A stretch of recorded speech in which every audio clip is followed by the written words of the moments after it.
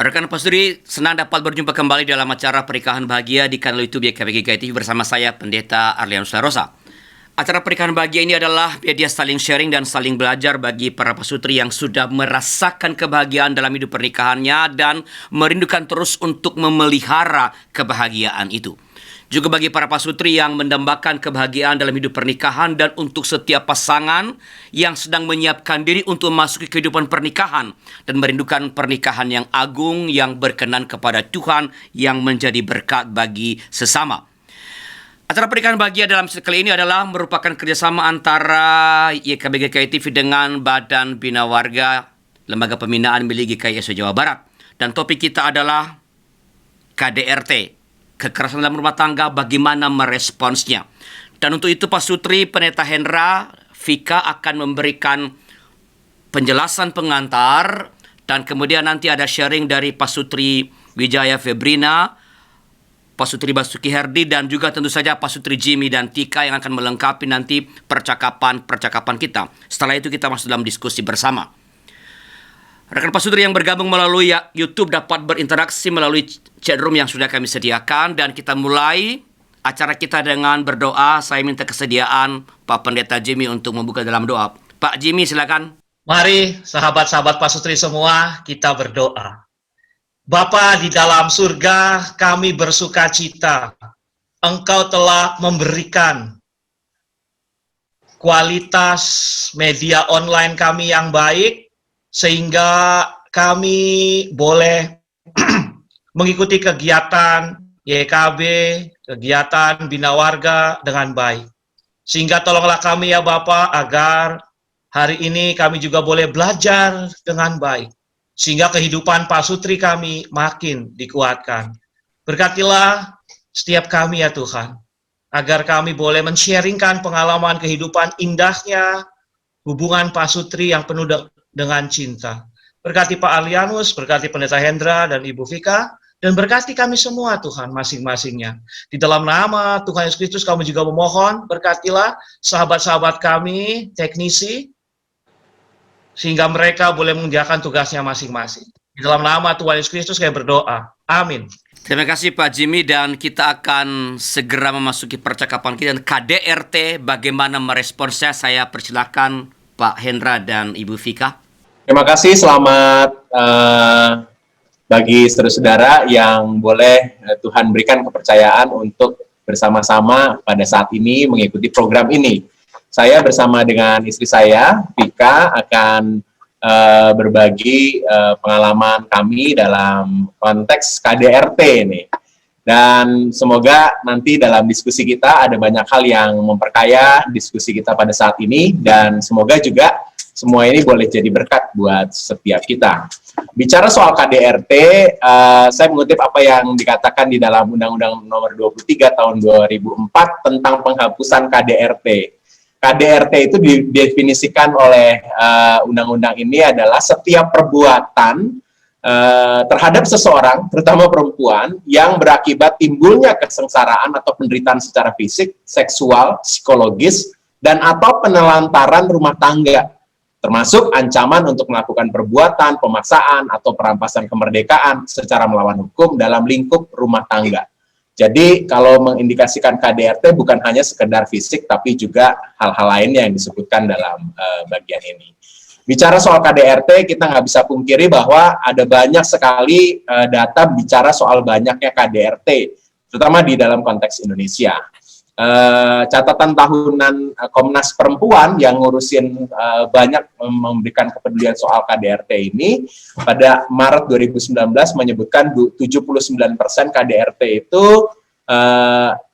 terjadi pada konteks kekerasan pada perempuan. Maka tadi di undang-undang ada penegasan terutama perempuan ya. Ada 3.927 kasus dalam tahun itu 2019, dan setiap konteks KDRT itu dalam situasi ketegangan yang ada lalu berujung pada perceraian. Dan ketika pandemi, Komnas Perempuan lalu mengadakan sebuah survei online di bulan April dan Mei 2020 pada sekian responden, 2.285 responden, dan menemukan bahwa 80% kelompok penghasilan di bawah 5 juta per bulan mengalami kekerasan, dan ini ada sebuah peningkatan yang cukup signifikan katanya. Dan juga kurang dari 10% korban melaporkan kasusnya, biasanya lalu berakhir aja dengan curhatan salah satu korban kepada keluarga atau orang-orang dekat, dan berakhirlah sudah situasi KDRT itu. Tidak ada proses-proses hukum lainnya. Dan 96% mengungkap beban pekerjaan rumah tangga itu meningkat dalam masa pandemi ini, dan itu menjadi pemicu juga terjadinya KDRT dalam masa pandemi ini. Dan yang menarik, 1 dari 3 responden, entah itu laki-laki atau perempuan, mengalami stres karena bertambahnya beban pekerjaan rumah tangga. Jadi nih, ketika kita nggak kerja dari rumah, maksudnya studi dari rumah, ternyata beban pekerjaannya itu makin banyak, dan ternyata banyaknya orang di rumah bukan lalu mengurangi beban pekerjaan pribadi yang biasanya mengerjakan tugas-tugas rumah, itu malah jadi bertambah dan akhirnya menjadi stres. Dan dalam konteks ini, lalu terjadilah kekerasan dalam rumah tangga. Nah, bicara soal kekerasan dalam rumah tangga, tadi disebutkan juga dalam definisi di dalam undang-undang, disebutkan begini, bahwa kekerasan dalam rumah tangga itu bukan hanya sekedar fisik, karena sering kali kita mengasumsikannya kekerasan itu berkonteks pada fisik. Ternyata ada psikis juga, ada seksual, dan juga penelantaran. Jadi banyak sekali nih konteksnya ya, bahwa seringkali kita merasa bahwa kita nggak melakukan KDRT, tapi ternyata ketika kita menimbulkan rasa takut, trauma, tidak percaya diri pada anggota keluarga, entah pasangan kita atau anak-anak, itu sebenarnya kita sudah melakukan kekerasan. Membentak, mengucapkan kata-kata kasar atau mengancam, itu udah masuk dalam situasi kekerasan dalam rumah tangga. Juga kekerasan seksual, ya, tindakan-tindakan memaksa keinginan seksual kita pada pasangan pada saat pasangan tidak menginginkannya, itu juga adalah kekerasan. Dan bahkan penelantaran. Ini para pekerja yang sangat-sangat sibuk ketika anaknya minta waktu untuk liburan bareng atau main ketika waktunya libur misalnya begitu, tapi selalu beralasan banyak pekerjaan, dan lalu anak-anak merasa tidak diperhatikan. Sebenarnya itu kita sudah melakukan satu bagian yang disebut dengan kekerasan dalam rumah tangga. Nah, bagaimana nih dengan relasi keluarga kita? Bapak dan Ibu, saya mengutip satu bagian dalam Kolose 3 ayat 18 sampai dengan 25. Saya coba mengelompokkan mana-mana yang disebutkan dalam surat itu tentang pesan-pesan kepada para bapak, para suami, istri, ibu, kepada anak-anak, dan juga kepada hamba. Tapi saya akan membahas dalam kesempatan ini hanya bapak dan ibu juga anak. Lalu kita coba melihat bahwa dalam konteks banyak masyarakat, juga termasuk Indonesia tentunya, kita tuh mengalami situasi kekerasan dalam rumah tangga yang tanpa sadar kita lakukan begitu. Dalam Kolose pasal yang ketiga ini disebutkan, ini pesan buat para bapak, para suami. Hai suami-suami, kasihilah istrimu dan janganlah berlaku kasar terhadap dia. Jadi konteks pada saat itu bahwa orang-orang Kolose latar budayanya memang Romawi, dan memposisikan kaum pria itu sebagai sosok yang utama, dan kalau sudah menikah maka istrinya itu jadi kayak barang miliknya, jadi mau diapain terserah. Karena laki-laki yang utama mau berlaku kasar, it's okay, itu dalam konteksnya. Tapi Rasul Paulus menegaskan soal pesan, kamu itu adalah manusia baru, jadi jangan sama seperti yang lain, dan kamu harus jangan kasar. Dan pada konteks yang serupa juga berlaku pada anak-anak. Anak-anak diperlakukan dengan kasar, itu sesuatu yang biasa pada saat itu. Tapi sebagai manusia baru, maka pesannya adalah janganlah sakiti hati anakmu. Karena dalam perkataan, dalam sikap, bahkan dalam kekerasan fisik sering kali itu terjadi. Mungkin juga sampai dengan saat ini konteks-konteks masyarakat di Indonesia juga sering melakukan situasi serupa. Saya mendapatkan sebuah data tentang perilaku kekerasan di keluarga nih Bapak dan Ibu ya. Jadi kekerasan fisik dan kekerasan emosional terjadi, dan pelakunya menariknya adalah para kaum ayah sering bersikap melakukan kekerasan fisik ya pada anak-anak yang laki-laki, lebih sedikit dibandingkan dengan kepada anak yang perempuan. Tapi pada konteks ibu sebagai perempuan, dia melakukan sebaliknya. Pada konteks ibu, maka anak perempuan lah yang seringkali mendapatkan perlakuan kekerasan fisik oleh ibu berbanding dari ayah. Jadi kita bergantung pada gender kita melakukan kekerasan. Semuanya artinya laki atau perempuan, ayah atau ibu, sama-sama berpotensi untuk melakukan kekerasan. Termasuk kekerasan emosional, sama juga. Dengan perkataan, umpatan, dan lainnya itu terjadi dalam kehidupan masyarakat kita. Dalam surat Kolose ini juga menegaskan soal ajakan kepada para istri. Tunduklah kepada suamimu sebagaimana seharusnya di dalam Tuhan. Rasul Paulus menegaskan bahwa supaya kamu jangan tunduk kepada suami itu dalam rasa takut karena suaminya berhak atau kasar, tapi sebagaimana kita dengan Tuhan, rasa hormat kita kepada Tuhan membuat kita tunduk pada Tuhan. Harusnya juga itu terjadi pada relasi dengan suami kita. Juga pesan kepada anak-anak, kamu harus taati orang tuamu sebagaimana halnya itulah yang indah di dalam Tuhan.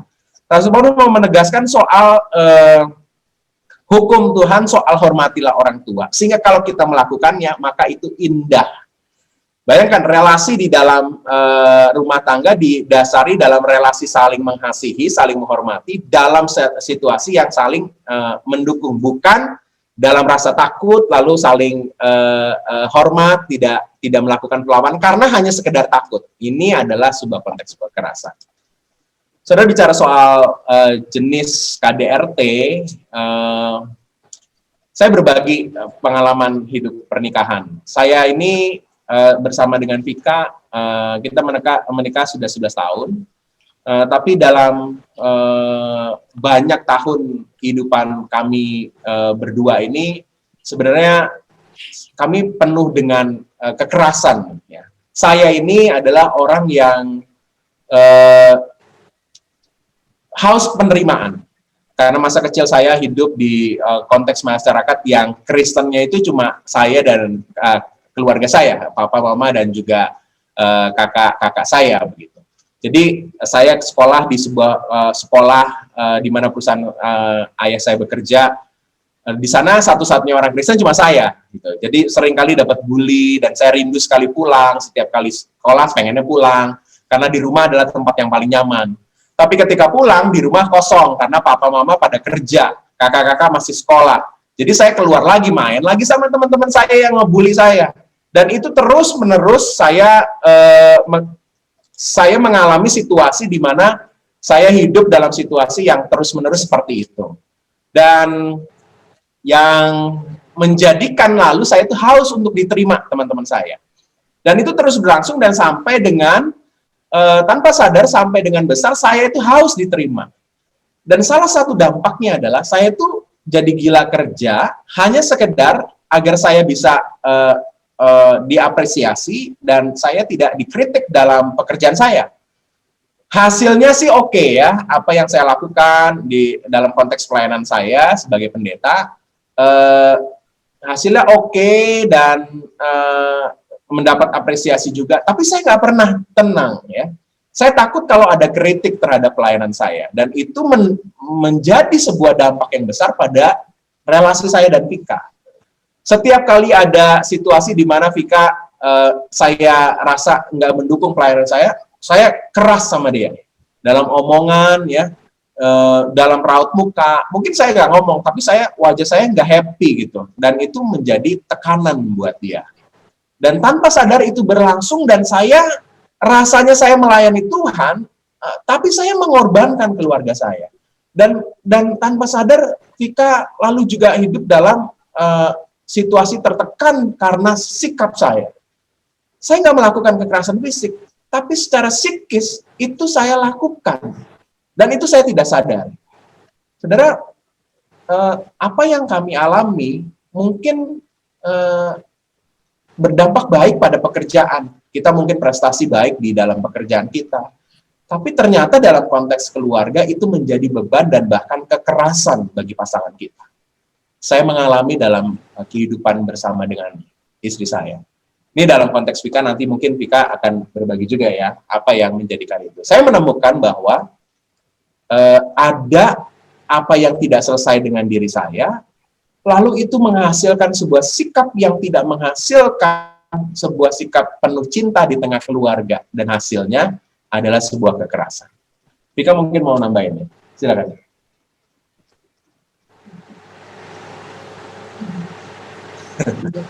Ya, masih ngumpulin energi kan.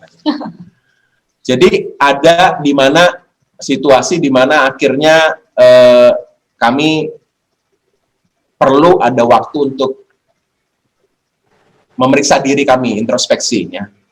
Kami akhirnya harus ditolong oleh pihak lain, ya, ada rekan pendeta yang menolong juga, dan juga psikolog yang membantu kami untuk akhirnya menemukan apa sih yang menjadi problem-problem dalam diri kami yang menghasilkan situasi di mana kami lalu akhirnya saling menyakiti dalam konteks kekerasan, bukan fisik, tapi lebih kepada psikis. Ini situasi yang menurut kami perlu disadari oleh setiap pasangan, bahwa dalam situasi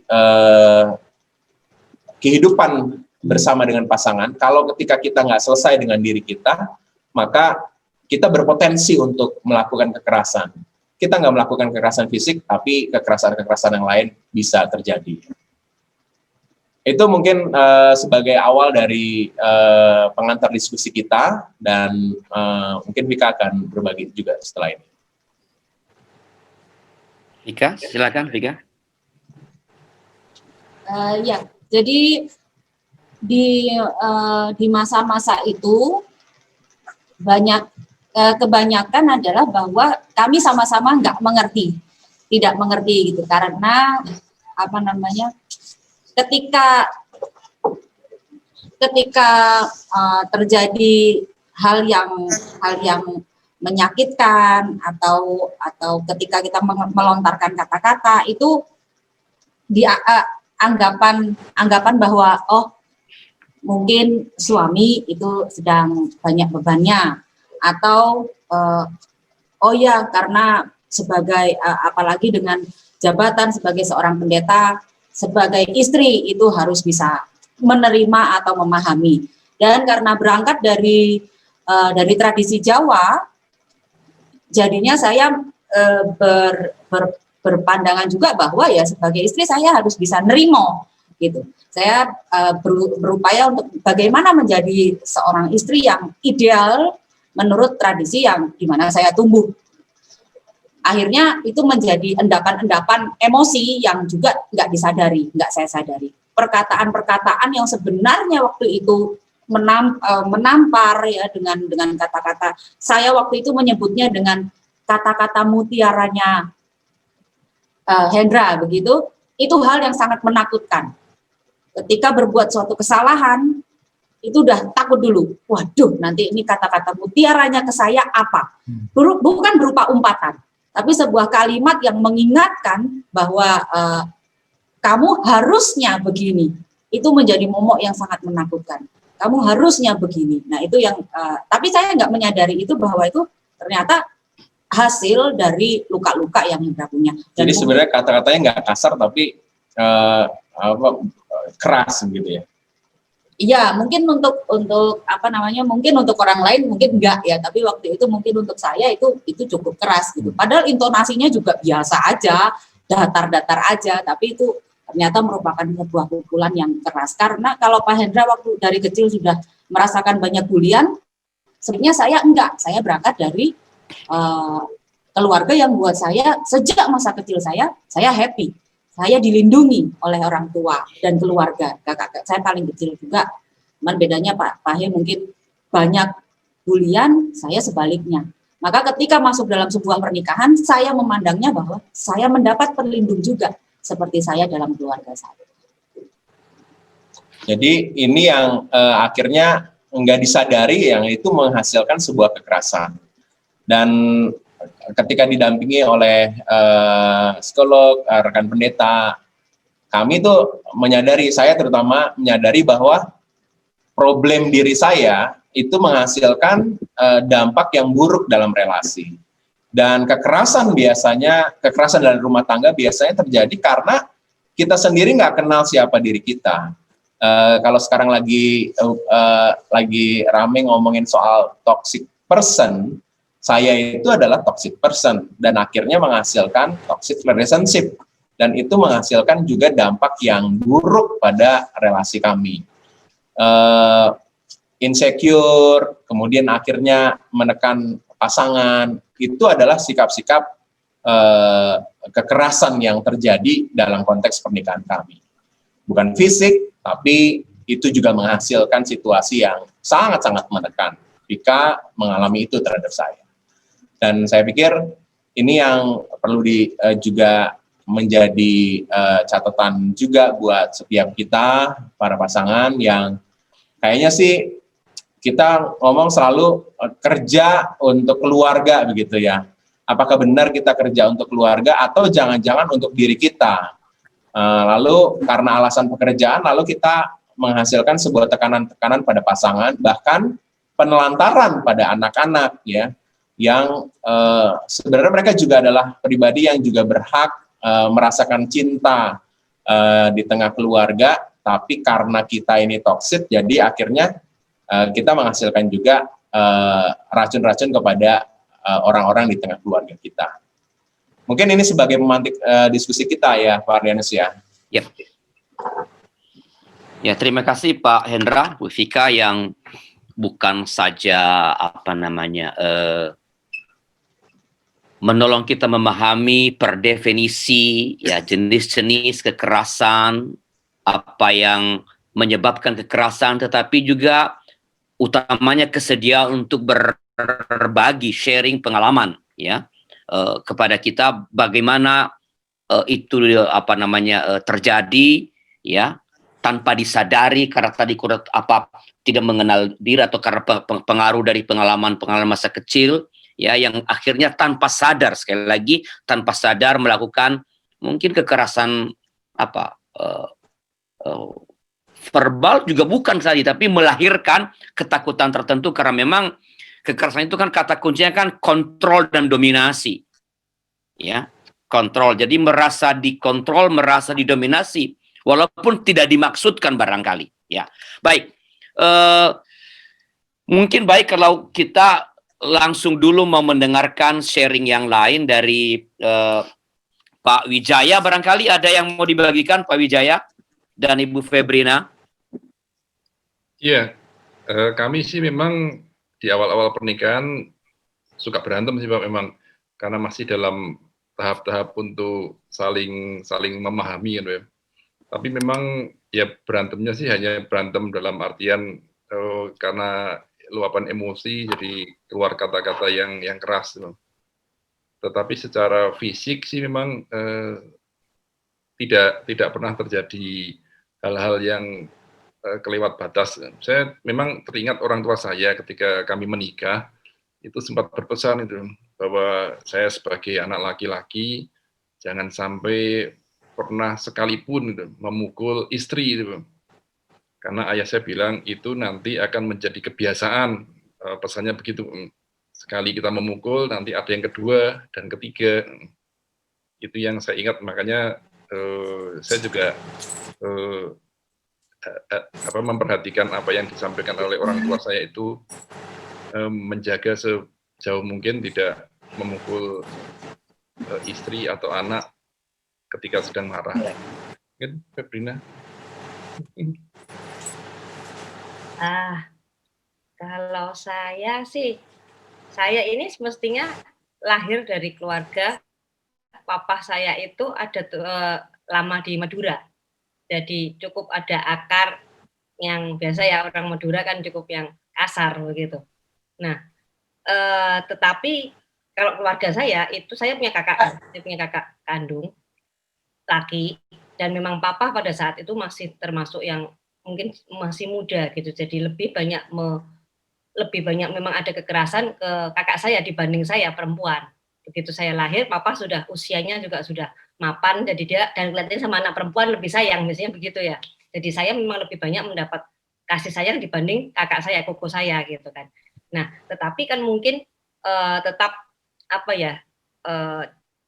karakteristik dari papa segala itu kan ada di saya juga gitu kan, tetap menurun juga ada gitu, karena mama juga dari Jawa, papa turun Maduranya ada, tapi mama kalem gitu, jadi memang mama itu dalam keluarga saya cukup agak ditindas juga sama papa gitu ya, tapi nggak pernah mukul sih, memang papa kita nggak ada kekerasan fisik, cuman memang dominan sekali, jadi apa-apa itu semua kesalahan keluarga ada apa itu pasti mama yang kena gitu.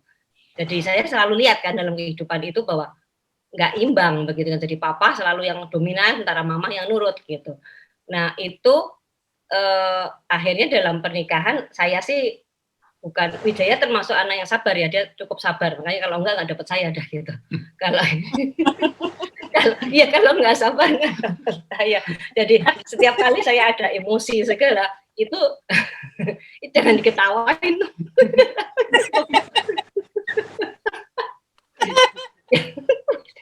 Ya, jadi kalau ada emosi segala gitu, Wijaya cukup bisa meredam, dan saya juga lihat nggak ada baiknya juga kalau saya terlalu mengikuti emosi. Jadi belajar sabar, belajar diem gitu sih, Pak. Kalau di dalam pernikahan kita jadi nggak terlalu banyak. Ya paling perdebatan sementara, perdebatan kecil aja sih, tetapi nggak terlalu berarti juga sih, kita bisa selesaikan dengan baik sih. Oke. Terima kasih Pak Wijaya, Ibu Febri. Bagaimana Pak Bas dan Ibu Herdi, Pak Basuki? Ada yang mau di-sharingkan, silakan. Ya, untuk kami, saya dan suami ini sudah hampir 29 tahun dalam pernikahan. Saya belum pernah ya, sampai saat ini belum pernah saya mengalami yang namanya KDRT fisik itu.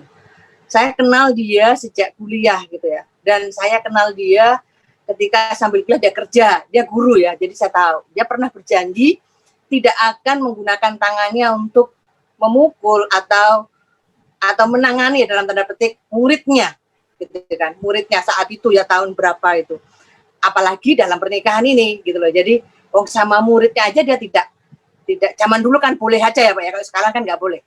Zaman dulu aja dia udah bilang, udah berjanji tidak akan menggunakan tangannya untuk memukul muridnya. Kalau bisa dibilangi ya dia akan berkata-kata dengan kata-kata itu untuk mendidik muridnya. Jadi selama 29 itu belum pernah gitu ya, sampai saat ini belum pernah mengalami KDRT yang namanya mukul atau dan sebagainya gitu ya. Kalau percekcokan, pertengkaran sih saya pikir biasa aja. Tapi ada satu hal yang saya catat dari dia itu, dia tidak bisa bertengkar, tidak bisa, sangat tidak bisa. Jadi ketika pertengkaran itu nggak bisa tidur dia, walaupun sama anak sama saya itu sebelum tidur harus diselesaikan. Jadi tidak pernah berlarut-larut gitu. Itu ketika panas ya memang dia menghindar sih, dia masuk kamar diam, lebih baik diam gitu. Tetapi tidak pernah lewat dari malam. Itu di dalam percekcokan dalam rumah tangga. Gitu. Di dalam rumah tangga ada satu hal yang saya senang sekali melihat dari penjelasan Pak Hendra tadi. Ada dua latar belakang keluarga yang berbeda ya. Saya teringat dengan pohon keluarga itu. Saya dengan dia itu sangat berbeda. Sangat berbeda. Kalau saya itu kan perempuan semuanya. Kakak saya laki-laki satu. Jadi berbalik. Kalau dia perempuan satu, laki-laki semua. Jadi udah biasa gelut dia. Udah biasa kasar dia sama keluarganya, sama kakak-kakaknya. Berbanding dibalik dengan kami gitu, dengan saya. Keluarga itu perempuan semuanya. Jadi malah apa ya, kita orang rumahan, nggak pernah keluar gitu. Jadi sangat pendidikan keluarga yang sangat berbeda. Dia dibiarkan oleh keluarganya, bahasa Jawanya itu diubar Pak, terserah gitu ya bahasa Jawanya kalau dia. Sementara saya di keluarga yang diatur, harus tidur siang, jam sekian dan sekian. Jadi pohon keluarga yang sangat berbeda gitu. Beranjak dari pohon keluarga yang berbeda itu, kami sepakat untuk ini, hal-hal yang baik dari keluarga saya kita ambil, hal-hal yang baik dari keluargamu kita ambil, karena kita akan menciptakan pohon-pohon keluarga juga buat anak-anak kita. Itu anak-anak saya kan udah dewasa juga gitu, jadi pasti dia akan mengambil hal yang baik juga di pohon keluarga kita. Jadi kita belajar untuk memberikan pohon keluarga yang baik buat anak-anak. Jadi sejauh ini seperti itu. Saya belum pernah mengalami yang KDRT fisik dan dia itu orang yang Basuki itu di mana ada dia selalu ada kerumunan yang tertawa-tawa itu Pak. Jadi nggak bisa selalu entah dia dikerubuni oleh ibu-ibu para wanita itu dia selalu. Dan selalu tertawa-tawa, dalam kerumunan ada tawa. Dan seneng guyon nih Pak. Jadi makanya saya bilang nggak pernah lewat dari malam gitu. Kalau dia marah, kalau kami bertengkar marah-marah itu dia akan tidak suka bertengkar gitu. Jadi seperti itu.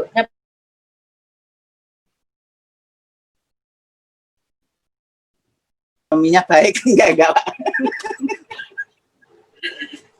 Jadi istri saya itu sebenarnya lebih manut ke saya ya, karena dia kan terbiasa hidup teratur ya, saya tidak, dan itu ya kadang-kadang menimbulkan friksi ya. Tetapi ya yang disebut KDRT itu mungkin kekerasan dalam rumah tangga yang sifatnya fisik, nggak mungkin kata-kata ya mungkin ya mungkin kata-kata itu pernah dia nangis ya karena mendengar kata-kata saya yang mungkin tidak elok ya, itu beberapa kali lah ya. Jadi kekerasan dalam bentuk ujaran ya, verbal itu ya itu ya, tapi setelah itu ya saya minta maaf atau apa gitu. Ya kadang-kadang ini tadi konteksnya kan ngomongin juga pandemi ya. Jadi memang pandemi ini daya destruksinya luar biasa. Jadi secara tidak sadar kalau kita nggak ngeh ya, nggak bisa mengenali situasi itu, bisa daya rusaknya tinggi sekali. Jadi ya ketika sudah pekerjaan itu mengkooptasi ya kita harus sadar dah. Kalau enggak rusak semua. Ini yang kelihatannya enggak begitu terasa, tapi kalau kita ya makanya way out-nya untuk menghindari konflik-konflik ya, kekerasan yang mungkin ada itu ya, itu kita sepakati misalnya ya udah jalan bareng atau apa ya. Jadi itu untuk meminimalisir, untuk mengendalikan, untuk mengontrol emosi yang nggak sadar itu daya rusaknya luar biasa. Ya saya pikir itu. Terima kasih. Baik Pak Basuki, Ibu Herdi. Kita akan tentu mendengarkan nanti dari Pak Jimmy, Bu Tika, dan Pak Afyumai, tapi kita akan berhenti sejenak untuk memberikan kesempatan untuk pesan-pesan berikut ini.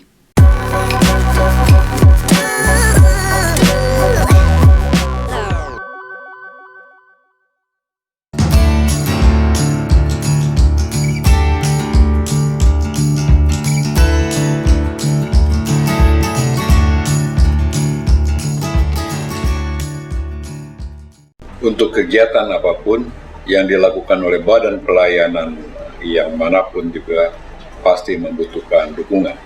Salah satunya adalah dukungan dana. Oleh karena itu, YKB GKI Media juga membutuhkan dukungan dana dari kita semua.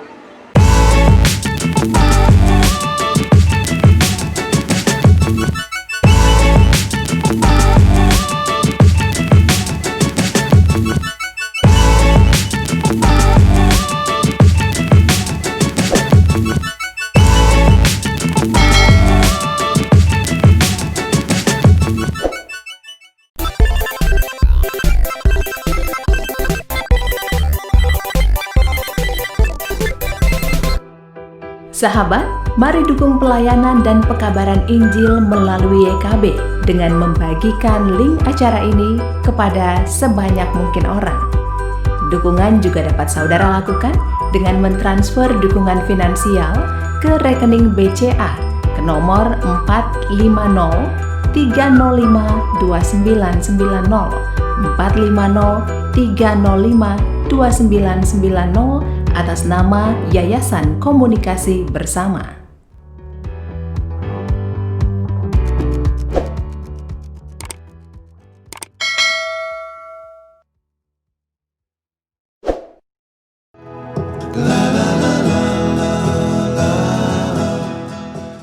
Terima kasih masih bersama kami dalam acara Pernikahan Bahagia di kanal YouTube BKBGKI TV, dan kita sedang berbincang tentang KDRT, kekerasan rumah tangga, bagaimana meresponsnya. Tadi kita telah mendengarkan penjelasan dan sharing dari Pak Pendeta Hendra dan Ibu Vika, juga Pak Wijaya, Ibu Febrina, dan Pak Basuki dan Ibu Herdi. Dan masih ada Pendeta Jimmy dan Ibu Tika dan Pak Afi dan Ibu Maya yang akan sharing. Tapi sebelum sampai di sana, saya mau ke Pak Hendra sedikit dulu ya Pak Hendra. Tadi kan Pak Hendra mengatakan bahwa salah satu yang membuat kita ketika kita melakukan kekerasan itu, kita sering tidak sadari dan karena kita tidak mengenal diri. Ya, bisakah apa sih yang pada akhirnya membuat kita sadar, ternyata ini saya sedang melakukan kekerasan ini. Kan ketika kita melakukannya karena kita sayang pada pasangan, pasti kita tidak, memang ada yang bersengaja, ya. Tapi dalam saya dengar tadi kan itu bukan memang pelaku kekerasan, ya. Tapi akhirnya kita sadar, saya sedang melakukan kekerasan yang membuat istri merasa takut atau merasa didominasi. Itu apa Pak Hendra yang membuat saya pada titik kesadaran, Pak? Terima kasih Pak Al ya. Jadi situasi di mana kami sempat akhirnya harus berpisah kota. Pada saat itu tujuannya adalah mungkin kita harus juga introspeksi nih ya, satu dengan yang lain begitu. Dan proses itulah yang membuat akhirnya kita menemukan bahwa kenapa kita kok jarang komunikasi, kenapa kita nggak bisa seperti juga yang lainnya begitu ya. Dan itu yang membuat akhirnya kita menemukan bahwa memang akhirnya Vika mengatakan apa yang menjadi pergumulannya. Dan itu yang memberikan kesadaran pada saya bahwa saya ternyata melukai. Jadi harus ada komunikasi untuk mengatakan memang saya terluka, itu yang menjadi poin penting, dan itu yang menghasilkan kesadaran. Nah, dari kesadaran itulah lalu proses-proses selanjutnya lalu kita harus tapaki, dan puji Tuhan dalam proses yang panjang itu Tuhan memberikan kesadaran-kesadaran baru dalam orang-orang di sekeliling, termasuk juga Vika buat saya. Vika menjadi semacam penyelamat buat saya. Ia memberikan kesadaran bahwa ada sesuatu yang salah pada diri saya, dan Vika juga memberikan rekomendasi-rekomendasi apa yang harus dilakukan. Dan saya bersyukur ada Vika yang menjadi penyadar buat saya, sehingga akhirnya situasi toksik buat saya, penerimaan diri itu, lalu saya bisa tata untuk akhirnya menghasilkan juga pemahaman-pemahaman berelasi. Jadi kalau pertanyaan Pak Arlianus itu, ya justru Vika yang memberikan kesadaran buat saya. Ya, ini penting banget ya. Jadi ada dua hal. Pertama tadi kan kesempatan untuk sebelah misalnya retreat begitu, jadi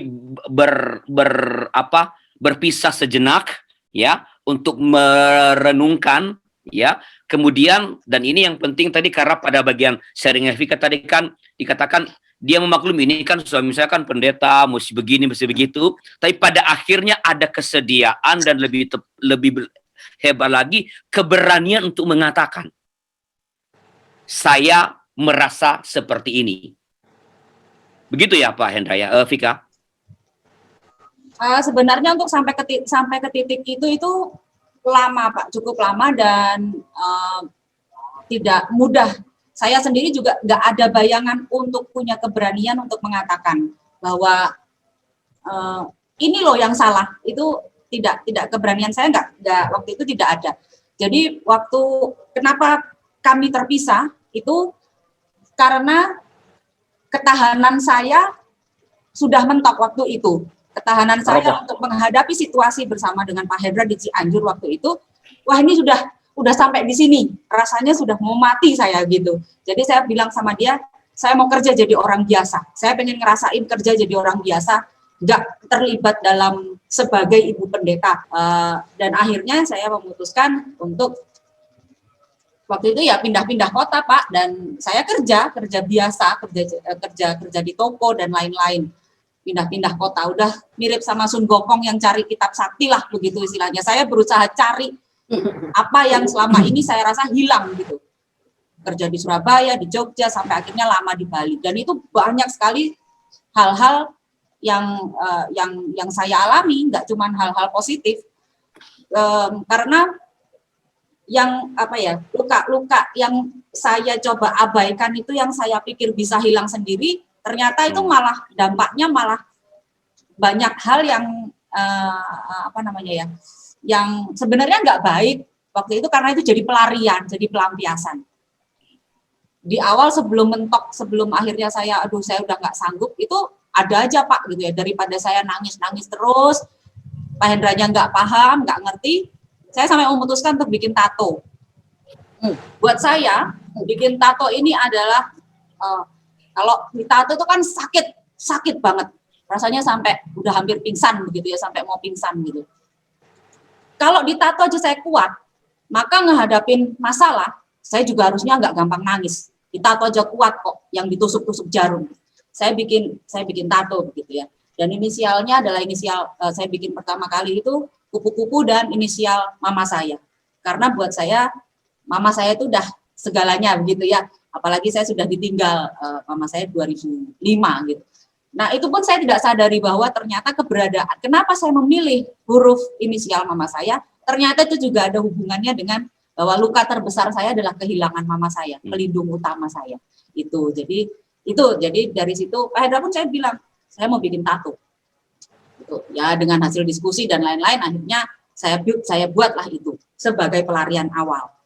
Tapi kemudian tidak memenuhi kebutuhan juga, makanya kemudian akhirnya saya pilih pergi dan menjauh. Resikonya apa? Saya dihujat banyak orang. Seorang istri yang meninggalkan suaminya itu sudah pasti dianggapnya kan buruk lah gitu ya.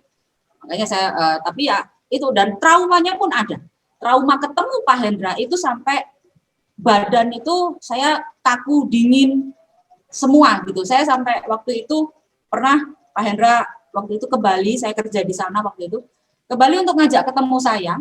Pak Hendra tuh nggak tahu saya kos di mana, tapi saya bisa ketakutan luar biasa. Saya sampai jongkok di pojokan kamar dengan badan gemetaran, takut kalau Pak Hendra sampai tahu alamat saya di mana. Tapi saya nggak tahu, saya takut itu kenapa gitu.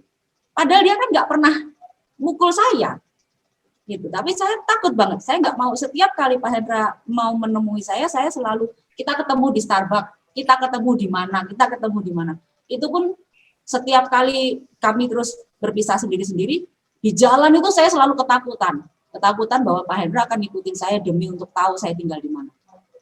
Sanktuari saya, tempat teraman saya waktu itu ya kos saya, karena dia nggak akan bisa cari saya di sini.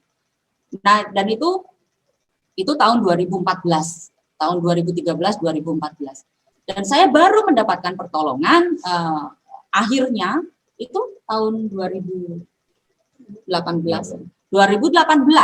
Maka dalam tahun-tahun waktu itu benar-benar lari ke sana ke sini, dan ya akhirnya mendapat banyak pengalaman. Dari hal-hal yang jadi pelarian tadi, akhirnya jadi banyak pengalaman di situ. Jadi artinya yang kami rasa biasa-biasa aja gitu ya, nggak ada kekerasan fisik, tapi ternyata tuh sangat-sangat berdampak banget. Dan buat orang lain mungkin nggak ada masalah gitu ya, apa yang saya lakukan dalam pelayanan juga nampaknya baik begitu, tapi ternyata itu tuh nggak utuh gitu ya, nggak membuat saya tenang, dan akhirnya berdampak pada Vika, dan itu menghasilkan problem-problem yang lainnya. Dan sampai di titik di mana kami diselamatkan begitu ya oleh Tuhan untuk introspeksi diri, dan kami lalu ditemukan rekan-rekan yang juga menolong, dan ada tenaga ahli psikologi yang juga menolong kami begitu. Akhirnya tuh keberanian untuk ngobrol sama rekan pendeta atau psikolog yang menolong kami begitu, itu juga perlu keberanian tersendiri ya, karena mengungkapkan apa yang, dan saat ini juga mengungkapin apa yang kami alami itu juga bukan sesuatu yang sederhana begitu ya.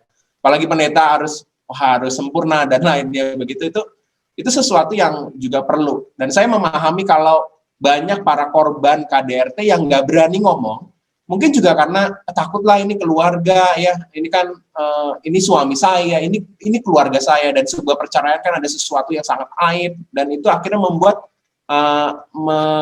dirinya nggak mau lapor, nggak mau ditolong begitu ya, nggak mau ngomong detail soal apa yang menjadi problemnya, dan akhirnya semakin tertekan, dan bahkan banyak yang berujung juga akhirnya bunuh diri begitu karena situasi ini. Kami sangat beruntung gitu Pak, begitu untuk situasi ini.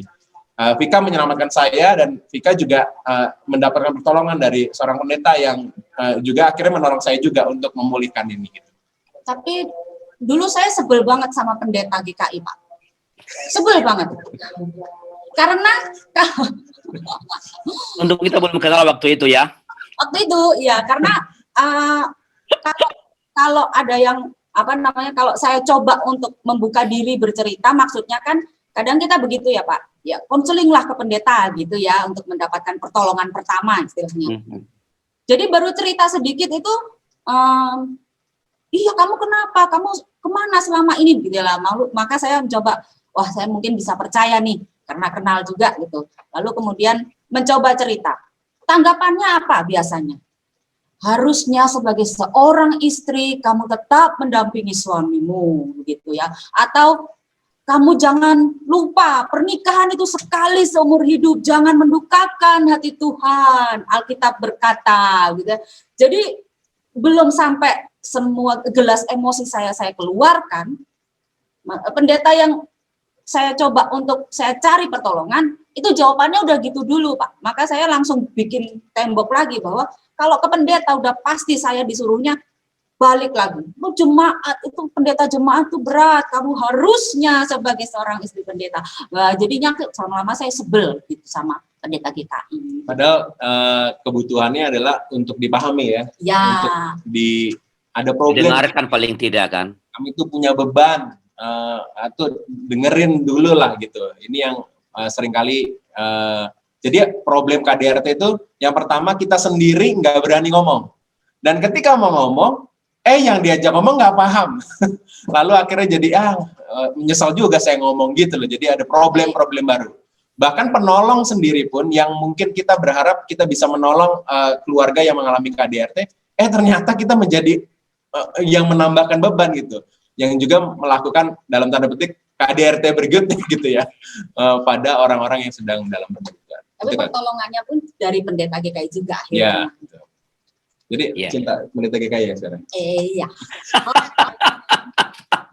Jadi sangat penting ya bahwa pertama tadi sering sekali kita merasa kita melakukan hal-hal yang baik-baik saja, padahal tanpa sadar itu sebenarnya adalah sebuah tindakan atau sikap yang melukai, ya, atau bisa dikategorikan sebagai kekerasan. Itu yang kedua, bahwa sering sekali kita jangan malu untuk mengungkapkan yang dirasakan. Jangan takut. Tadi kan kalau saya tadi dengar Vika kan itu walaupun tidak tahu bahwa Pak Hendra tidak tahu Vika di mana, tapi rasa takut itu sangat tinggi, ya, sangat tinggi. Jadi lalu berusaha melarikan diri, dan ternyata melarikan diri itu kan tidak menolong apa-apa sebenarnya, ya. Jadi mesti menghadapinya, bukan fight terhadap orangnya, tapi yang tadi mengkomunikasikan, ya. Ini loh yang saya rasakan, ya. Yang ketiga tadi ya memang tidak banyak orang yang bisa memahami apa yang sedang kita alami ketika kita mengalami yang namanya kekerasan. Karena apa? Dalam faktor-faktor nilai-nilai tertentu, ya, entah pada jabatan tertentu atau memang nilai-nilai budaya tertentu. Soal keluarga itu tabu kalau sampai orang lain tahu. Tadi yang Pak Hendra katakan ya, ini membawa nama baik suami saya, nama baik keluarga. Oke Pak Hendra, Bu Vika, terima kasih, sangat menolong kita. Saya ke Pak Jimmy dan Bu Tika. Apakah ada sharing atau ada yang mau disampaikan mengenai beberapa hal yang tadi kita sudah obrolin ini, sharing-sharing ini? Ada sharing singkat ya, sahabat Pak Sutri, bahwa tadi Pak Sutri Hendra dengan Vika juga memperlihatkan bahwa sebuah jabatan atau identitas sesuatu itu akan mempengaruhi keberanian kita untuk mengungkapkan, dalam tanda kutip, kekerasan-kekerasan yang terjadi. Nah, pada satu masa kami juga dengan Vika pernah melakukan KDRT. Artinya, entah, semoga sekarang sudah berubah ya. Saya ini seorang yang temperamental dengan kondisi tertentu. Artinya bahwa karena saya dulu terbiasa hidup di lapangan, main basket, dan emosinya meledak-ledak dan sangat gembira atau sangat gampang meledak. Pada satu masa, kalau tadi sahabat Vika dan Hendra, Pak Basuki dan Ibu Herdi juga tidak mengalami kekerasan secara fisik, saya hampir melakukan KDRT secara fisik. Psikis pasti, karena kita kadang-kadang tidak bisa mengontrol emosi dalam perkataan, tetapi kadang-kadang fisik juga. Saya waktu itu di satu masa, apa yang saya lakukan? Saya mencekik, saya maaf ya, ini contoh. Saya mencekik dan saya katakan, kamu nggak pernah kasih kesempatan saya ngomong untuk menjelaskan semuanya. Kamu terus nyerocos saja. Nah, mulai dari situ, tapi saya nggak berlanjut ke pemukulan apa, tapi saya mengungkapkan bahasa tubuh saya itu sungguh-sungguh sangat kasar sekali kepada istri saya terkasih ini. Nah, mulai dari situ, malam, saya menyesal. Kami berdua ngobrol, akhirnya saling terbuka, minta maaf karena lepas kontrol, lalu saya membuat sebuah bahasa tubuh yang sangat menyeramkan dan kasar sekali. Dan saat itu kami akhirnya berbicara dari hati ke hati, ini kok kuncinya komunikasi. Waktu itu Tika, istri saya, sibuk, lalu saya juga dengan segala kesibukan, komunikasi kami ada gangguan. Sehingga itu yang membuat sedikit percikan saja, seorang Jimmy Santoso itu mengingat ketika dia jaya di lapangan basket, dibawa di rumah tangganya sebagai bom waktu yang siap meledak. Nah, itu akhirnya saya mencoba untuk mengendalikan diri. Dan ya, sampai sekarang sih, kami berusaha untuk mengendalikan emosi dan mempererat komunikasi agar tidak terjadi KDRT lagi.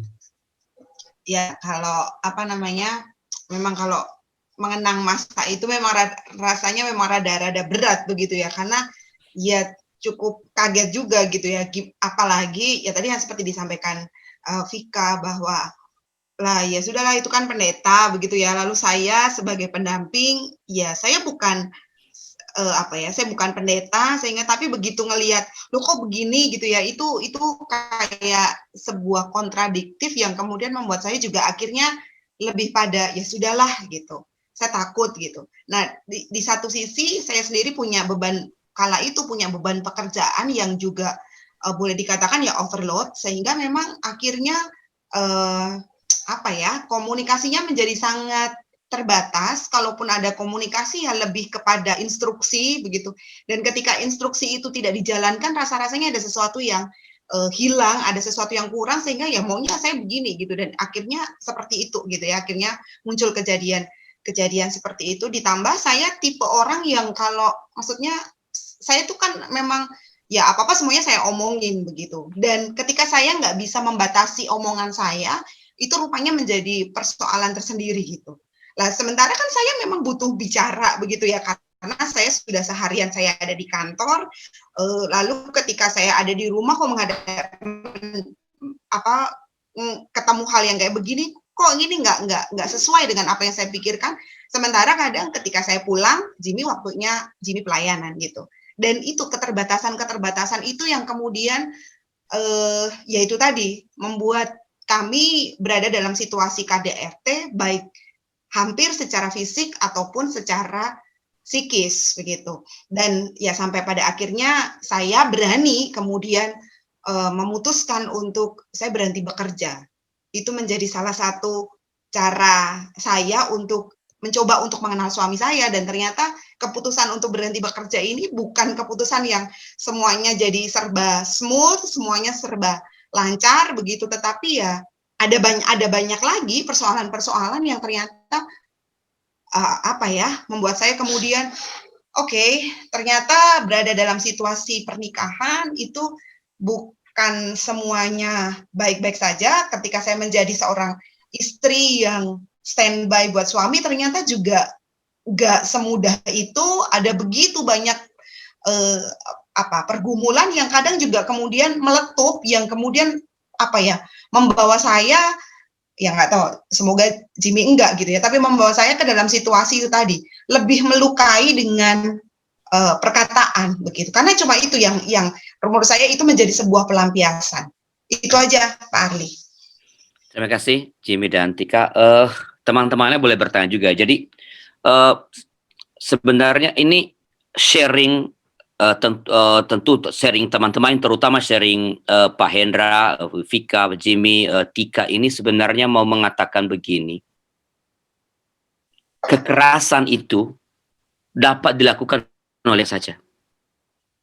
Dan yang jauh lebih penting, kita bisa sadari bahwa siapa saja, kita bisa saja jadi pelaku, siapapun kita, tanpa kita sadari.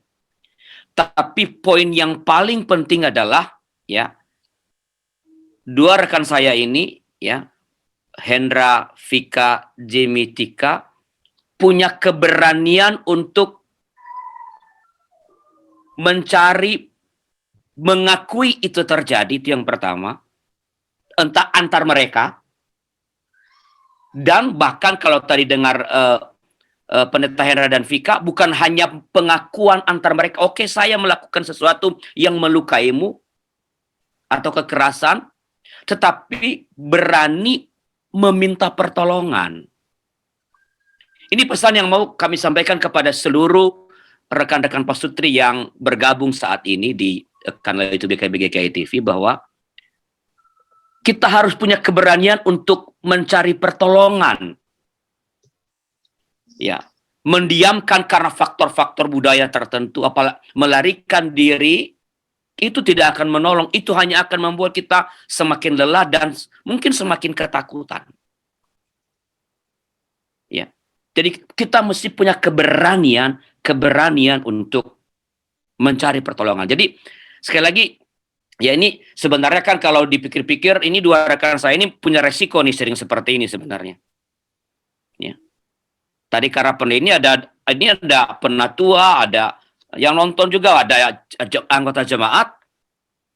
Tapi ini kita mau menyampaikan kepada seluruh rekan-rekan pasutri bahwa siapapun, saya pun bisa jadi pelaku KDRT, mungkin tanpa disadari. Dan yang paling penting adalah kesediaan mengakuinya. Dan kalau kita nggak bisa memperbaiki sendiri, keberanian untuk mencari pertolongan. Itu bukan hal yang memeluk, itu hal yang waras yang bisa kita kerjakan. Adalah mencari pertolongan. Oke, agak keluar dari sharingnya ya Pak Hendra. Tadi kan kalau dari ada menyebut apa yang menyebabkan ini terjadi. Kan tadi kalau lihat data-data, ini kan kekerasan ini sangat subur nih Pak Hendra. Betul ya? Sangat banyak terjadi, ya.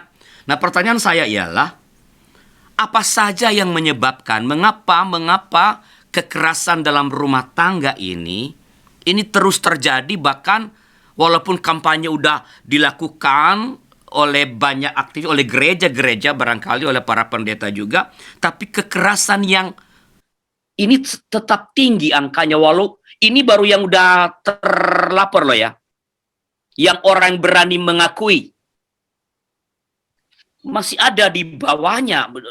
Ini permukaan gunung es. Apa sih yang menyebabkan Pak Hendra ini masih terus terjadi? Supaya kita aware begitu. Tadi saya berbagi soal Kolose 3, soal konteks di dalam masyarakat yang membuat para kaum bapak itu merasa bahwa nggak ada masalah kalau berlaku kasar kepada istrinya, kasar kepada anaknya. Jadi budaya membangun sikap seseorang kan, apa yang menjadi paradigma itu menentukan sikapnya. Dan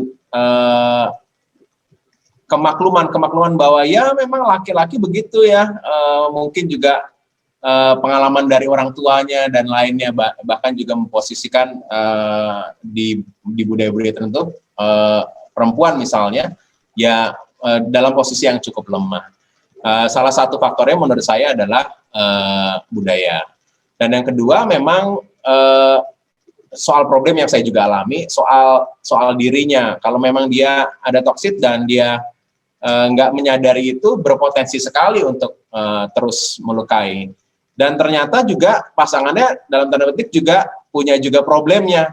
Daripada saya ngomong ke yang lain, udahlah saya pendem aja sendiri begitu ya. Dan itu akhirnya bertumpuk dan kekerasan lalu nggak menjadi sesuatu yang dirasa salah karena toh juga nggak ada perlawanan begitu ya. Kan semua baik-baik juga.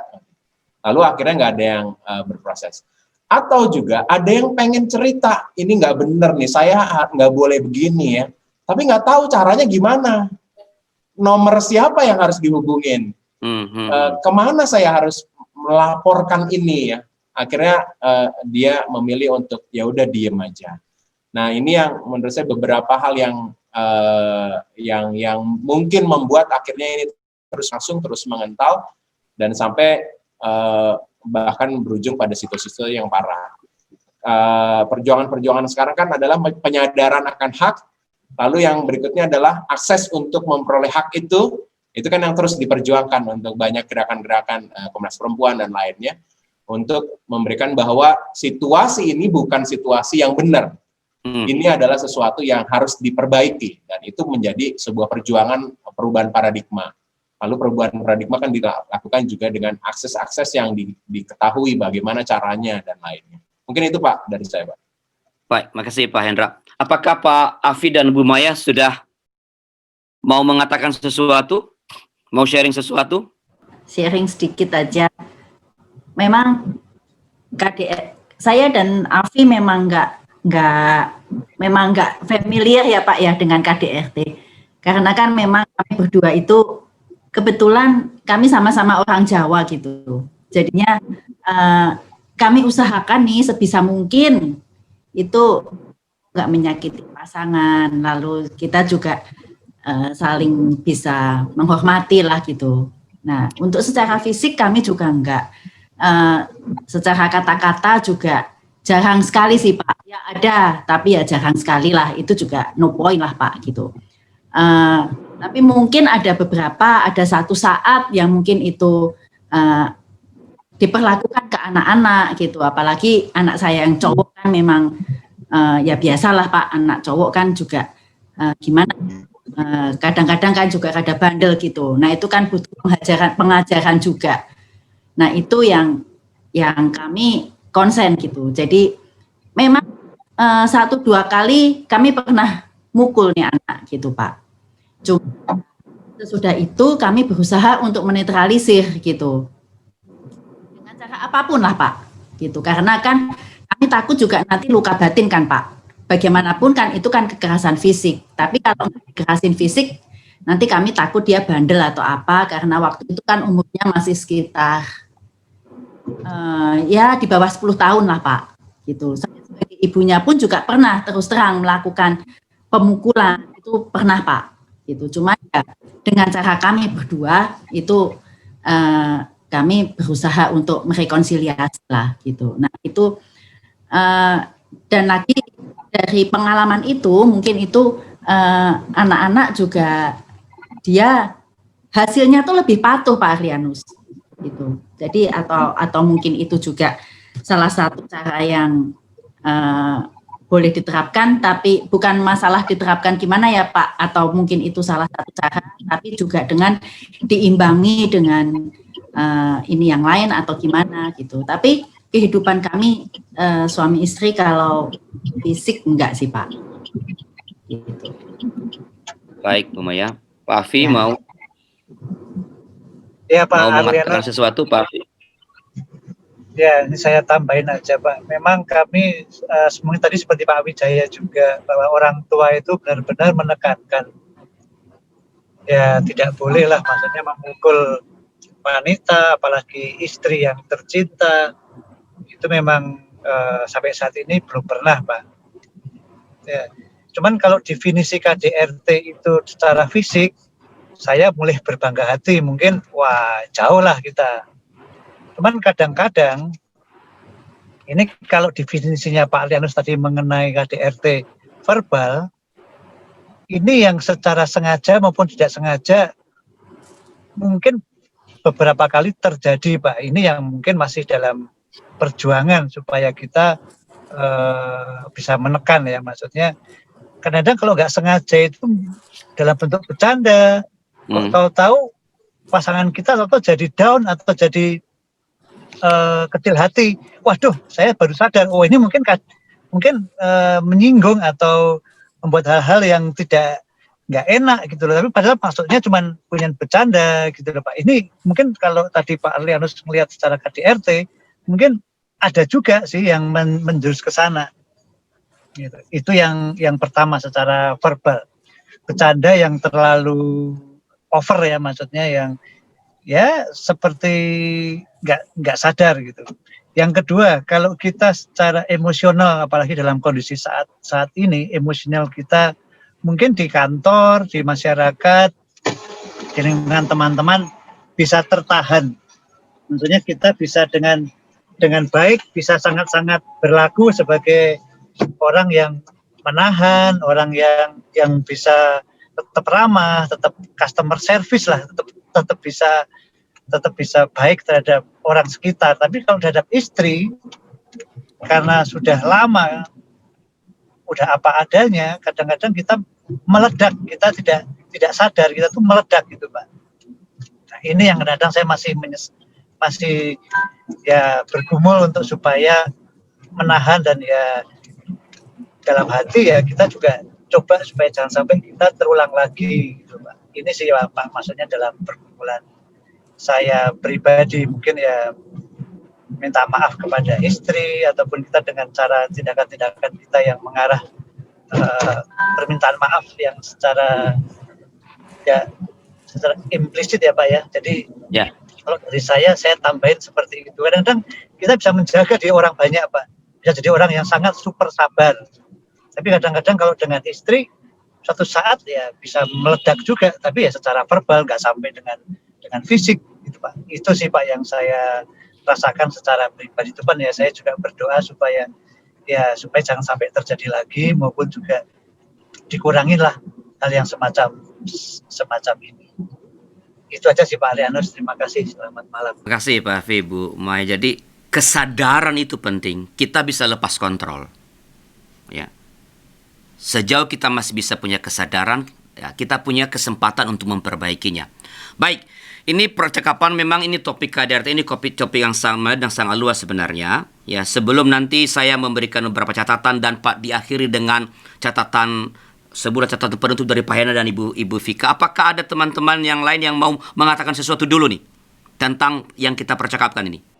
Kami Pak, kami cuman setiap orang, setiap pasangan pasti pernah punya pengalaman menuju kepada KDRT, kekerasan dalam rumah tangga. Tapi ketika itu terjadi, jangan kecil hati, teruslah berjalan sehingga mengubah KDRT, kekerasan dalam rumah tangga itu diubah menjadi kompak dalam rumah tangga. Itu saya diajarin sama Pak Sutri Wijaya dan Febrinda tuh Pak. Ya, kalau mau lebih bagus lagi, kasih dalam rumah tangga. Mantap itu dia. Baik Pak Jimmy, Tika? Satu hal yang mungkin menjadi catatan adalah kebetulan kami punya anak yang masih kecil-kecil gitu, dan ketika kami mencoba punya ruang ketika kami bertengkar adalah kami mencoba untuk ya gimana pun anak kami nggak perlu tahu ketika kami bertengkar gitu. Jadi bagaimana ya pertengkaran itu hanya milik saya dan Jimmy, bukan milik anak-anak. Itu aja Pak. Baik, terima kasih. Pak Wijaya, Ibu Febrina masih mau mengatakan sesuatu? Ya, saya mau berterima kasih saja dengan adanya percakapan seperti begini, sebenarnya menambah wawasan kami sebagai suami istri, Pak ya. Jadi memang kita memang tidak bisa membandingkan rumah tangga satu keluarga dengan yang lain, Pak. ada masalah yang besar bagi rumah tangga, suatu rumah tangga bisa jadi masalah itu kecil bagi rumah tangga yang lain. Demikian pula sebaliknya.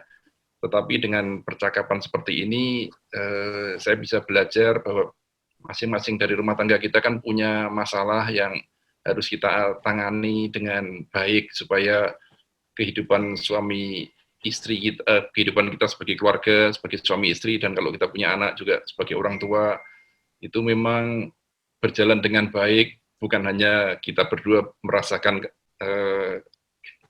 bagaimana nyamannya kalau kita bisa saling berkomunikasi dengan baik, tetapi juga mendidik anak kita itu. Kalau anak kita tidak dibiasakan bagaimana menghargai orang lain, menghargai orang tuanya, termasuk ketika dia salah dihukum dengan sesuatu yang membuat dia terluka, bisa jadi ketika nanti dia berumah tangga juga itu akan menjadi bibit-bibit dia bertindak keras atau apa di dalam rumah tangga. Tapi saya bersyukur juga dari Pak Indra dan Bu Vika yang mengatakan bahwa semua masalah itu kan ada solusinya. Ya memang kita perlu berkomunikasi entah dengan Pak Sutri yang lain, entah dengan Ibu Bapak Pendeta. Saya pikir itu sangat baik. Kita tidak boleh menyerah di dalam kehidupan pernikahan kita, tapi kita bisa saling bertukar informasi, mencari sahabat-sahabat Pak Sutri yang mau memberikan perhatian dan pertolongan ketika kita membutuhkan. Ya, terima kasih Pak Indra, Bu Vika, Pak Alianus juga. Ya, makasih. Bu Febrina mau tambahin? Enggak ada Pak. Sama Oke. Pak Bas, Bu Herdi, masih ada yang mau disampaikan? Kami tidak ada, kami mengucapkan terima kasih dapat berkat banyak dari sharing teman-teman yang lain, yaitu keluarga-keluarga yang lain. Jadi sebagai pasangan suami istri, saya pikir mempunyai komunitas ya yang seperti ini sangat-sangat membantu, karena kadang-kadang hambatan budaya ya Pak ya, itu agak sulit diungkapkan, tapi kalau mendengar orang lain bercerita itu kita langsung bisa belajar banyak. Terima kasih. Baik Pak Basuki, sebelum nanti Pak Hendra dan Bu Vika memberikan catatan penutup, ada beberapa hal yang saya ingin sampaikan berkaitan dengan pokok percakapan kita, melanjutkan tadi yang sudah disampaikan Pak Hendra dan Bu Vika sebenarnya. Ada dua, pertama soal faktor penyebab, dan kedua nanti mengenali gejala-gejala, supaya kita sejak dini udah mendeteksi ini sedang terjadi awal dari kekerasan dalam rumah tangga. Sama dengan faktor-faktor penyebab ya, ada 8 hal ya yang dapat menyebabkan atau yang membuat KDRT terjadi dalam kehidupan keluarga. Yang pertama adalah ketidakseimbangan ekonomi antara laki-laki dan perempuan dan ketergantungan finansial perempuan terhadap laki-laki. Itu masih sangat banyak, betul. Sudah ada banyak suami istri yang bekerja bersama-sama, punya kebebasan ekonomi, keuangan, tetapi masih sangat banyak perempuan, istri yang secara finansial bergantung pada laki-laki. Itu menjadi penyebab KDRT. Kedua adalah pola dan kebiasaan pemakaian kekerasan sebagai jalan mengatasi masalah, serta sikap tidak kritis dan permisif masyarakat terhadap budaya kekerasan. Ya. Ketiga, otoritas dan kontrol laki-laki dalam pengambilan keputusan di dalam keluarga. Ya. Dianggap wajar, tadi Pak Hendra mengatakan. Keempat adalah penerimaan secara sosial dan agama, paradigma ideal maskulinitas yang diidentikan dengan dominasi, agresivitas, dan keperkasaan. Ini menyuburkan terjadinya KDRT. Kelima adalah ketidakpedulian terhadap orang lain. Ya, ketika ada orang yang mengalami kekerasan, kita mendengarkan teriakan di tetangga kita, kita mengabaikan, itu urusan keluarga dia, biarin saja, jangan ikut campur. Ini menyuburkan terjadinya KDRT. Keenam, penegakan hukum yang memang belum sempurna. Ya, tadi Pak Hendra sudah menyampaikan di pada bagian awal. Ketujuh, minimnya pelayanan terhadap korban KDRT. Ya, bahkan kita tidak tahu mesti kemana. Padahal ada nomor-nomor yang bisa dihubungi sebenarnya. Kedelapan, struktur dan budaya meremehkan dan menempatkan orang lain lebih rendah dari diri kita sendiri.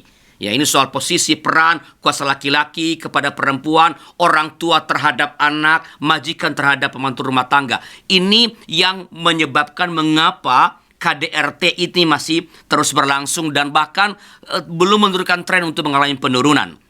Nah, bagaimana mengenai tanda-tanda awal dari kekerasan dalam rumah tangga? Ada beberapa hal. Yang pertama adalah sang korban ini, ya, atau calon korban sebelah begitu, ya, dibuat seolah-olah bodoh. Semua yang dilakukan seolah-olah salah. Kamu salah ini, bikin ini salah, mengatakan ini semua salah, semua salah. Jadi membuat, ya, sang korban ini dianggap atau dibuat dia merasa diri dia bodoh, dia memang nggak bisa apa-apa. Yang kedua, membuat seolah-olah tidak berdaya, disugesti untuk tidak bisa mengerjakan apapun, bahkan tak diberi kesempatan melakukan apapun. Ya, misalnya, Mas, udahlah kamu nggak ngerti masak, saya aja yang masak. Kamu nyapu ini nggak bersih, saya aja yang nyapu. Jadi dibuat seolah-olah tidak berdaya, tidak diberi kesempatan untuk membuktikan sesuatu yang bisa dikerjakan. Kamu ini nggak bisa ini, nggak bisa itu. Kayak yang pertama tadi, kamu salah ini, kamu salah itu. Sekarang kamu tidak bisa ini, kamu tidak bisa itu. Ketiga, mulai dibatasi akses kepada keluarga dan kenalan. Ya, jadi nggak boleh sering-sering komunikasi, apalagi berkunjung kepada keluarga, berkunjung kepada kenalan-kenalan. Ya, lalu mengancam akan mengekspos kekurangan atau kesalahanmu kepada keluarga atau kepada bosmu di kantor atau kepada teman dekat. Ini akan saya ceritakan loh sama orang tua kamu nanti. Ya. Jadi mengancam, ya, mengekspos kelemahan yang tadi udah dibilang, kamu bodoh, kamu nggak bisa ngapa-ngapain, aku akan ceritakan ini kepada orang tuamu, kepada bosmu, kepada teman dekatmu. Yang berikut, dibuat seolah-olah hanya dia yang peduli padamu. Ya, keluargamu tuh udah nggak sayang sama kamu. Mana coba? Mana mereka para menelpon? Padahal tadi dibatasi akses. Ya, tidak ada orang yang peduli sama kamu, hanya saya yang peduli. Itu dibuat kesan begitu rupa. Berikut, membatasi akses ke keuangan keluarga.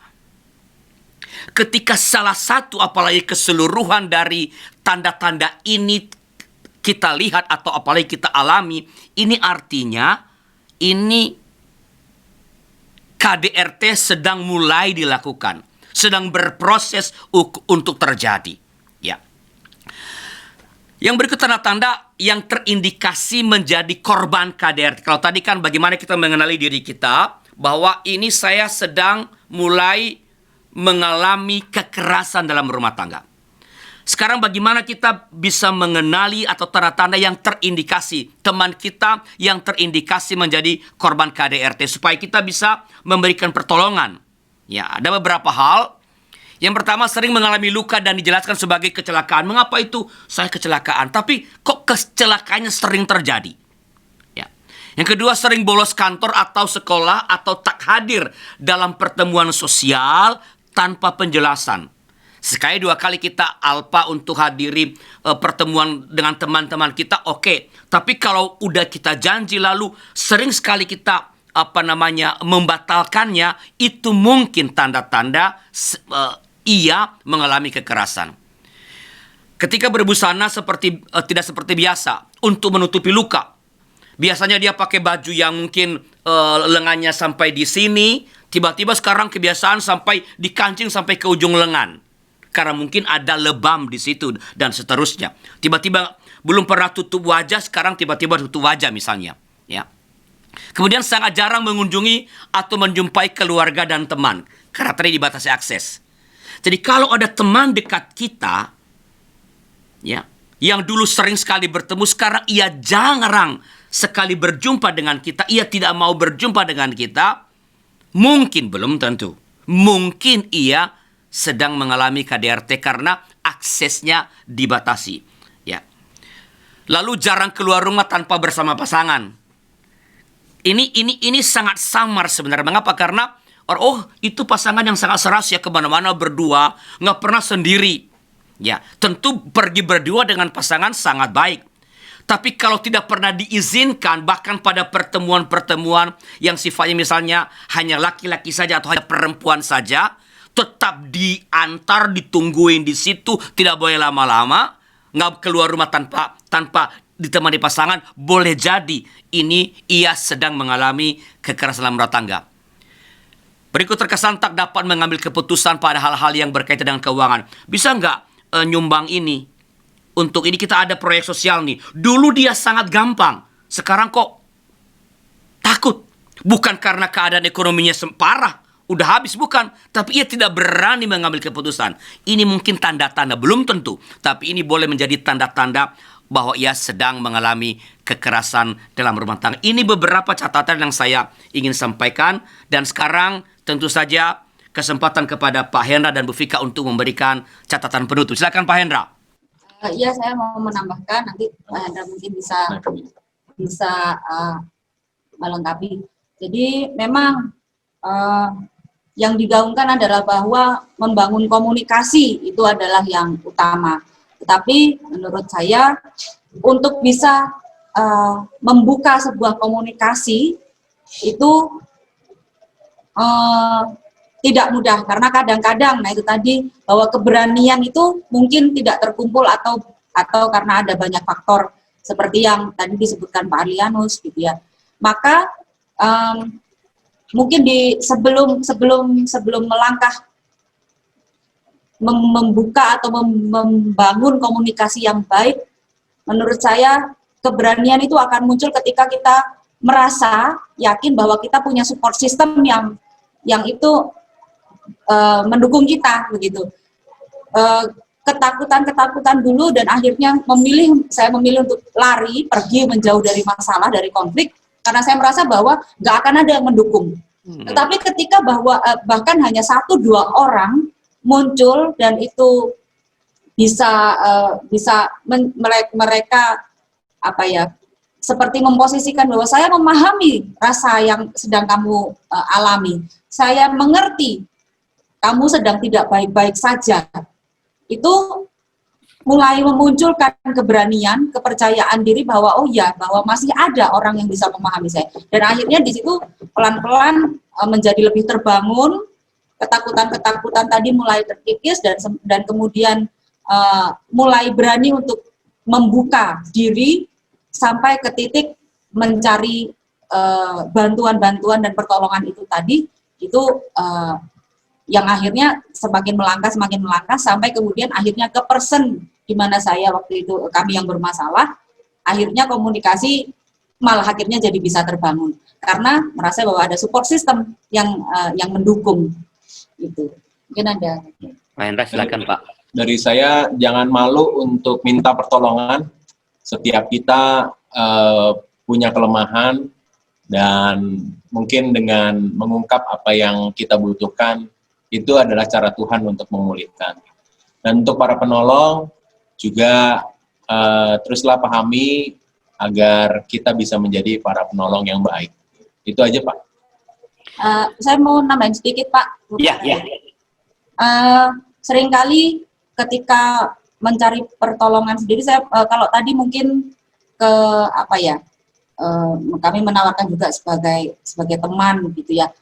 Tapi ada titik juga di mana ketika kita yang mencari pertolongan itu tidak sungguh-sungguh dalam kondisi memang benar-benar butuh gitu.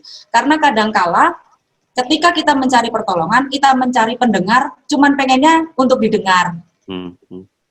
Enggak, ketika diberi saran itu masih banyak denial, masih banyak penyangkalan dan masih banyak juga perlawanan.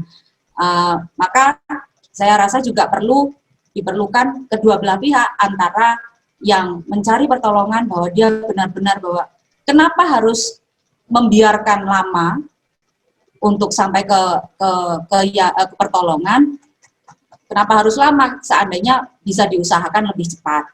Tapi memang juga diperlukan keikhlasan untuk membuka diri dan kerelaan bahwa kalau saya bercerita, maka saya juga akan mendapatkan saran, saya akan mendapatkan uluran tangan, bahwa itu sesuatu hal yang memang timbal balik gitu. Terima kasih Pak Hendra, Bu Fika, terima kasih Pak Wijaya, Bu Febrina, Pak Basuki, Ibu Herdian, Pak Afi dan Ibu Maya, dan tentu saja rekan Jimmy dan Tika atas sharing kita pada malam ini. Dan saya percaya bahwa semua yang kita percakapkan ini akan memberi inspirasi dan lebih-lebih sebenarnya menolong banyak teman-teman pasutri kita di luar sana yang mungkin sedang mengalami KDRT dalam kehidupan pernikahan dan tidak menyadarinya, atau tidak punya keberanian untuk mengakuinya dan tidak punya keberanian untuk mencari pertolongan. Saya percaya dengan melalui sharing kita pada keterbukaan, ya, rekan-rekan, terutama narasumber kita Pak Hendra dan Bu Fika, ini saya sangat yakin ini akan memberikan keberanian bagi banyak orang untuk mengatakan, iya, saya sedang mengalami ini, dan tidak perlu malu untuk itu. Saya akan mencari pertolongan supaya pernikahan kami terselamatkan.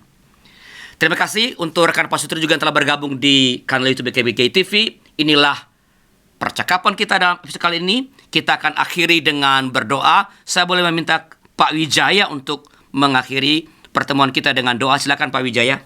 Ya, mari Bapak Ibu kita berdoa. Terima kasih Tuhan untuk malam yang indah yang Tuhan berikan kepada kami pada saat ini, sehingga sebagai pasutri kami boleh saling mendengarkan hal-hal yang terjadi di dalam kehidupan pernikahan kami bisa saling belajar, dan kami bisa mendapatkan kekuatan dari saudara-saudara kami pasutri yang lain, bahwa di dalam menjalani kehidupan pernikahan tidak selalu mudah. Ada banyak hal yang seringkali menjadi kendala karena kelemahan pribadi kami masing-masing dan karena egoisme dari diri kami masing-masing pula. Terima kasih untuk waktu yang sudah kami lewati.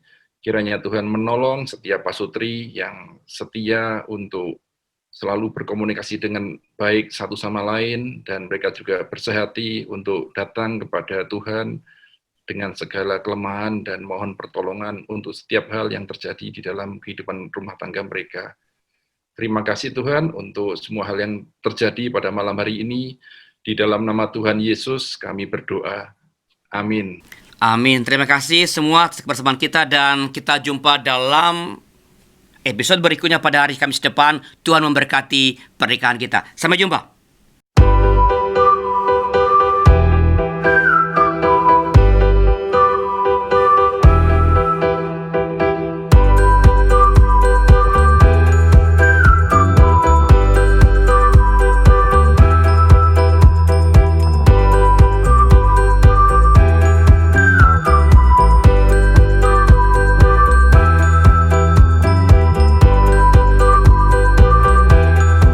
Sahabat, mari dukung pelayanan dan pekabaran Injil melalui YKB dengan membagikan link acara ini kepada sebanyak mungkin orang.